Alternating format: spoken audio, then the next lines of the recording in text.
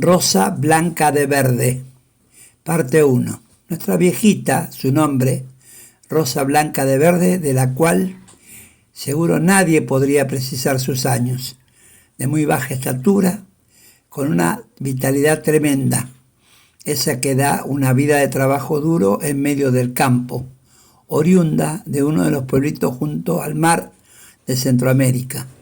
Nos contaba el grupito que estábamos cerca de ella, que con su esposo se casaron muy jóvenes, ella a los 14 y él a los 18, que en esos tiempos se usaba así. Sería por el corto tiempo que les quedaba para el final de sus vidas. Vivían en un pequeño predio con su marido. Tenían una casita muy humilde que habían construido con sus propias manos. La lograron con los elementos que le produciera la naturaleza y le entregaba, digamos, con gran entrega, y que ellos habitaban, en la cual ellos habitaban.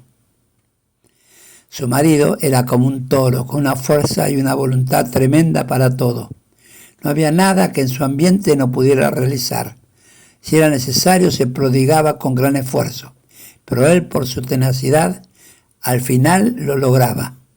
A los pocos años de casados, ya tenían 3 hijos. De repente, como ocurre normalmente en aquellos parajes tan alejados de muerte súbita, él falleció. ¿Quién sabe qué enfermedad tendría? Una pena siendo tan joven. Se fue en la plenitud de la vida, dejando tantas cosas por vivir y por hacer. De todo esto que nos contaba, se le habían curado todas las heridas y solo guardaba un hermoso recuerdo. Por supuesto, se habían pasado muchos años del acontecimiento, los primeros, como es lógico, mucho sufrimiento, el recuerdo del marido muerto, el dolor, mucho sacrificio y la responsabilidad en medio de la nada de la crianza de sus 3 hijos. Por suerte los hijos nacieron sanos y fuertes como el padre. Los creó sin sobresaltos. Cuando estos llegaron a la mayoría de edad, sin perspectivas ni futuro en el campo, se fueron yendo y la dejaron sola, marchando de a uno los 3 a la ciudad en busca de mejores trabajos, todos con la misma promesa de un pronto regreso, y bien logren cierta prosperidad económica. Parte 2. Todos los años, cuando llegaban las fiestas, con gran ilusión los esperaba. Preparaba grandes comidas que, por supuesto, terminaba comiendo ella sola, cumpliendo siempre la misma ceremonia. Preparaba la mesa para todo, con todos los platos, cubiertos, copas y todos los adornos. Distribuía en el medio de la mesa las fuentes de comida que preparaba. Por último, lo esencial. Ponía como centro de mesa un gran reloj antiguo que había recibido como legado a la muerte de su abuelo Jorge, de origen europeo, quien tuvo a su hijo Carlos como una nativa del lugar. Pasados los años, su hijo mestizo, con otra nativa, dieron a luz a Rosa Blanca, nuestra viejita. Pero volvamos a lo nuestro. Justo cuando las campanillas daban las 10 de la noche, se sentaba en la cabecera. Contemplaba todo con calma, minuto a minuto, hasta que daban las 12 campanadas de las 12 de la noche. Luego se tomaba otro tiempo, rezando otros 15 minutos. Recién ahí, con una bendición al Altísimo, con alguna lágrima en sus ojos, comenzaba de a poco a cenar. Terminada la cena, los restos para sus compañeros, los animales que creaba, que en gran realidad eran su única compañía. Pasaron los años en absoluta soledad. Ella se mantenía como podía con su huerta, sus animales. Estos eran algunas ovejitas, sus gallinas, vendía o trocaba en el caserío algunos corderos, pollos y huevos, con lo cual a cambio recibía o compraba en la única, si se puede llamar, proveeduría, harina, sal, azúcar, aceite, especies y algún vestido. La pobreza en la zona era lastimosa, una gran mortalidad infantil, los chicos y viejos todos desnutridos, la mayoría de la gente toda en harapos, La muerte le llegaba a lo sumo a los 30 y pico de años, por falta de buena nutrición, educación, sanidad y medicamentos. La viejita tendría muchísimos años, aunque siempre representaba cerca de 60 y pico. Nos dijo que se llamaba Rosa Blanca de Verde. Pasaban y pasaban sin cesar los años y se conservaba perfecta, realizando todos los trabajos rudos del campo. Parte 3. Una mañana, como tantas, se levantó temprano, desayunó y salió hacia el galpón de las herramientas. La idea era tomar un pico y una pala para hacer un pozo profundo donde poder enterrar todos los desperdicios y la basura que hacía tiempo se le había acumulado. Reflexionó, miró hacia todos lados.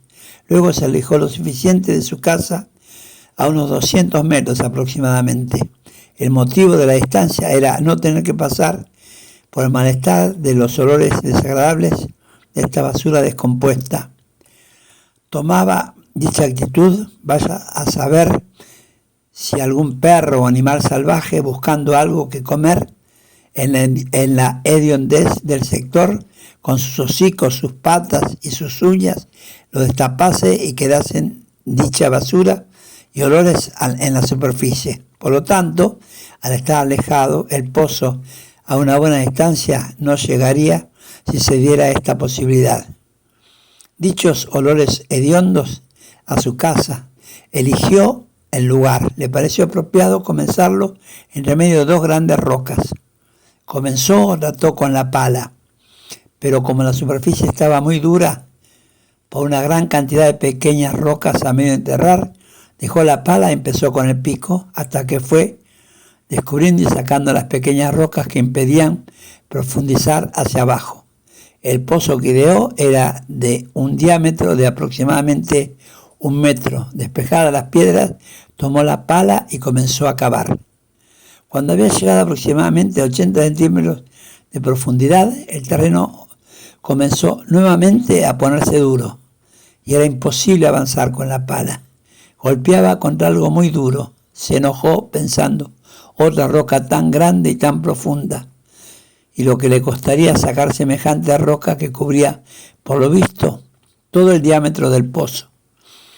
Se indicó mentalmente, tendré que desechar este pozo, comenzar otro en un lugar con menos piedras y, ¿por qué no?, poner toda la basura que entra ahí y hacer otro más chico en un lugar más apropiado. Pero mientras en la cabeza le rondaban esas ideas, pegó mecánicamente un picazo y vio saltar unas chispas, ni de piedra ni roca, sino de metal. Parte 4. Al notarlo, se acostó en el suelo y estirando sus brazos y metiendo parte de su cuerpo dentro del hueco, iba descubriendo y retirando con sus manos la tierra hasta que tuvo la certeza que se trataba de algo metálico. Siguió luego, pero con mucho más esmero. Se trataba de la tapa de un cofre de cobre, al parecer muy antiguo. Como el brillo del metal lo tenía a la vista, se entusiasmó y, sacando fuerzas a pesar de su edad, fue agrandando el pozo hasta que tomó la forma rectangular, justo por las dimensiones, la de un cajón de muerto antiquísimo. En un costado tenía un cerrojo todo podrido por el correr de los años, lo que sería antiguamente un pasador todo roto. Corrió el cerrojo sin saber con qué se iría a encontrar. Levantó la tapa, quitó un paño y quedó deslumbrada. Eran monedas de oro. Estaban impecables, en un estado de conservación perfectas, todas idénticas. Tenían unos 4 centímetros de diámetro por medio centímetro de espesor y todas grabadas con un sol gemelo en cada cara. El cajón tendría 2 metros de largo por 1 de ancho y medio metro de profundidad. Sumergía sus manos hasta el fondo y seguía sacando y sacando monedas iguales. Se sentía como una chiquita aturdida, jugando y jugando, sentada dentro del cofre con las monedas de oro. No lo podía creer. Parecía un sueño o un cuento, pero miraba y las tomaba y estaban allí, esa tremenda cantidad de monedas de oro. Observaba el sol estampado en cada cara. Esto hacía que se notara aún más brillantes. Poco a poco se fue tranquilizando y se hizo la pregunta, las que nos haríamos todos: ¿cuántos kilos habrá? Al principio se dijo, deben ser como 100 kilos, mientras las miraba y seguía jugando con las monedas entre sus manos. Luego hizo la relación con un cajón de muertos y especuló y se dijo que nunca había visto un cajón tan grande y tan profundo. Los de muertos eran redondeados, mucho más finos, definitivamente no eran tan grandes ni tan profundos. Tomaba en cuenta el peso de las monedas. Agarraba una, la sopesaba entre sus manos y se decía, en realidad son pesadas. Al final de cuentas llegó a la conclusión de que podría ser de unos 600, 800 kilos de oro puro aproximadamente. Cuando tomó conciencia, realmente se preguntó, ¿qué hago con todo esto? ¿Y dónde salió esta maravilla? Pensó que podría ser un botín de piratas que muchos años atrás anduvieron por estos mares. No vinieron nunca más en la búsqueda de su tesoro, seguro por haber intervenido y haber muerto en alguna batalla en el mar. Se decía, los tripulantes, como el barco, deben estar bajo el mar. De inmediato pensó en su esposo muerto. Tantos años, sus hijos, las fiestas, desde hacía años y años en soledad. Ninguno de sus hijos se acordó nunca más de ella. ¿Cómo podía ser? Ninguna carta en tantos años, al menos para enterarse cómo andaba. Además, mínimamente hacerle llegar sus direcciones para que ésta pueda responderles. Siempre quiso, desde el minuto en que se fueron, saber cómo les iba en la vida, y por intermedio de las cartas que les llegaran, poderse enterar si, por ejemplo, ya era abuelo, si tenía buenos trabajos, si estaban sanos y vivos. Bueno, pensó luego en denunciar el hallazgo a las autoridades. Inmediatamente pensó con más profundidad y dijo, no. Ya tenía demasiados años vividos para llegar a una estupidez tan grande. Sin lugar a dudas, los gobernantes, políticos y grandes señores se robarían todo y las riquezas irían a parar, como siempre, a las mismas manos para seguir acrecentando la riqueza que ya tenían. Pensó en ella. Soñó con vestidos de gala, viajes interminables en cruceros lujosos recorriendo todo el mundo. ¿Por qué no?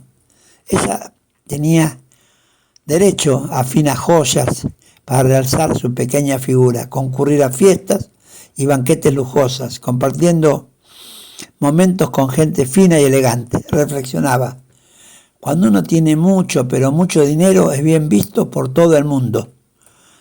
Tener mucho dinero para disfrutar y tener una vejez segura, comprar propiedades en las mejores capitales del mundo, comprar grandes extensiones de campo que las sirvan mayordomos, peones y mucamos. Ya no, muy poco para tanto.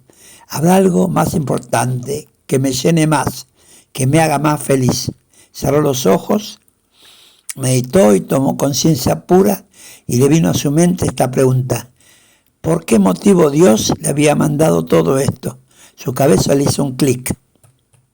Ahí, en ese momento, se ubicó mentalmente en su realidad, en su caserío, y comenzó a irritarse por el hambre de los chicos, la mortandad infantil, la falta de salud y el final de los pobres viejos, la pobreza de sus padres, la falta de educación y salud de los chicos a los viejos, la falta de trabajo digno en su terruño. Comenzó a soñar con crear fábricas en su pueblito para dar trabajo a la gente del lugar, hacer una plaza llena de juegos para diversión de los chicos y encuentro de los grandes, una pequeña galería con negocios que cubran a chicos y grandes de todas sus necesidades. Fundamental, se objetó, un cine para alegría de los chicos y encuentro de los grandes. ¡Qué hermoso! un lugar donde poder soñar con las películas, los dibujos animados y estar un poco en contacto con el mundo, aunque sea por el espacio de tiempo que dure la ficción. Esencial. Un club social o centro social donde la gente pueda ir a reunirse, discutir y tratar problemas, sus logros y necesidades. Un restaurante con meseros vestidos de mozo que a uno lo vengan a servir con buenos platos, bebidas y postres. Una confitería donde después del trabajo diario uno tenga derecho a ir a tomar un café o alguna bebida y helados para los chicos.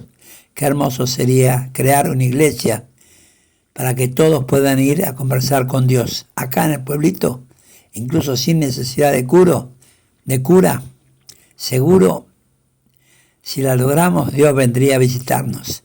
Si nos quedamos en nuestra tierra, no tendríamos necesidad de ir a mendigar un plato de comida a ninguna otra ciudad o país extranjero. No dejaríamos a nuestros viejos y a nuestra tierra en un abandono total. Sería un proyecto hermoso, pero tampoco. El Señor, parte 7, el Señor nos hizo nacer aquí para pasar esta posibilidad de vida. ¿Qué derecho tiene nadie para modificarla? Nos dio esta tierra para amarla y respetarla, para aprender a extraerle todas sus riquezas, sin modificar el medio ambiente. Nos regaló la pureza del aire, la limpieza de los ríos, una naturaleza llena de yuyos y plantas útiles para nuestras necesidades, medicinas que extraemos de estos y con su ayuda logramos restablecer nuestra salud, los frutos para nuestra alimentación, como también cubrimos nuestras necesidades con nuestros animales domésticos y sus derivados, la pesca de nuestros ríos, las tupidas arboledas de las cuales extraemos madera, sus ramas, con estas y la ayuda de los pajonales de nuestras lagunas, utilizando barro construimos nuestras casas, igual que nuestros compañeros los pájaros que nos arreglan la vida. Por si esto fuera poco, obtenemos leña para nuestro fuego, que nos cocina nuestros alimentos y nos calienta las viviendas en los momentos de frío. Animales salvajes que conviven con nosotros y cubren en su justa medida nuestras necesidades. La pastura, que es la riqueza natural para nuestros animales domésticos. De estos la leche, los huevos y su carne. La bendita agua de nuestros ríos para apagar nuestra sed, la de nuestros animales y riego para nuestros cultivos. La paz en la que vivimos. La soledad en medio de esta tremenda soledad nos da tiempo inmenso para mirarnos por dentro y apreciar todo lo que tenemos. Para muchos parecerá que es muy poco o casi nada. Para nosotros que lo tenemos, lo atesoramos, sabemos bien lo que vale y es mucho. Parte 8. A todos los humanos siempre se nos da lo mismo, que recién nos damos cuenta todo lo que tenemos cuando por alguna adversidad lo perdemos. Acá Dios está en toda esta naturaleza, está en esta pobre y poca gente, pero buena gente, la que aún vive en estos campos abandonados por la civilización, regalándonos la vida, el sol y las lluvias, el clima y las noches tan pobladas de estrellas que pareciera a punto de caérsenos encima. Se preguntó, sin lugar a dudas, ¿qué necesitamos teniendo todo lo que tenemos para ser felices? Ahora, estas monedas, se preguntó si fue una suerte o un castigo el haberlas encontrado. Pensar lo que se puede lograr con una sola de ellas, el milagro de curar muchos enfermos, enseñar a muchos chicos, dar de comer a muchos hambrientos. Pero también se dijo, por una sola de ellas, la que se puede llegar a perder, el daño que podría ocasionar si se decidiera desenterrarlas. Empleó como sistema para guardarlas en pequeñas cantidades dentro de unas bolsas de plástico y estas tapadas por unas lonas viejas, las puso repartidas haciendo pequeños pozos debajo de las lajas del jardín de su casa. Parte 9. Cometer la tremenda locura de comenzarlas a utilizar. No, ni loca. con lo que nos cuentan de las grandes ciudades los caminantes o vendedores ambulantes que cada tanto pasan por estos lugares abandonados. Allá en las torres de cemento, en el reguero de luces y las cintas de pavimento, reina la locura, la hipocresía y la desigualdad. La vida es vértigo, muertes, robos y todas las atrocidades que les pasan a los seres humanos que viven y dan su vida únicamente por tener, tener y tener. Y cuanto más tienen, más quieren.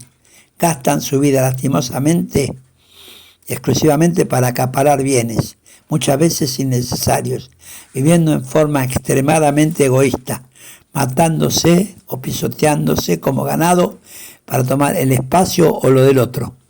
Mientras iba caminando hacia la casa, por la avanzada edad y la conmoción en la que se encontraba sobresaltada, se dijo: «Qué dolor tremendo siento en el pecho». Se le nublaba la vista, perdía toda la fuerza en sus piernas, se sentía que se desplomaba. Siguió preguntándose y pensó: «¿Qué hago con estas benditas monedas?». Por último expresó: «¿Y qué hace todo el pueblo llorando alrededor de mi cuerpo en mi dormitorio?». Se daba una situación extraña. Se veía flotando arriba en el aire, con el peso de una pluma. Allá abajo era imposible, pero no se podía mover. Intentó contarle lo de las monedas de oro, pero no la escuchaban. Parecía que no le hacían caso. Le gritó y aún así tampoco. No les causaba alegría. Todo lo contrario, los veía a todos tristes y algunos llorando. Por fin, para lograr atención de todos los presentes, comenzó a tirar al aire todas las monedas de oro, las que aún vivían en su sueño de despedida, y las imaginaba alrededor suyo. Siguió tirando y tirando monedas de oro para que las tomen todos los presentes. Al final quedó todo el piso del dormitorio lleno de monedas de oro. Le daba risa. Ella acostada con los ojos cerrados y rígidos en ese ataúd rodeado de miles de monedas de oro. Igual nadie las tomaba. Y le parecía ver entre todo el gentío a sus hijos, que al parecer por fin se habían acordado de su madre. Sintió mucha alegría a volverlos a ver entre toda la gente del lugar. También se preguntó si no sería solamente una ilusión suya. Si son ellos, se dijo, es una pena que la vida de la ciudad los haya maltratado tanto, porque los veía muy achatados y viejos. Lástima, se lamentaba. Llegaron tarde a su fiesta de despedida. Hernán A. Calvo.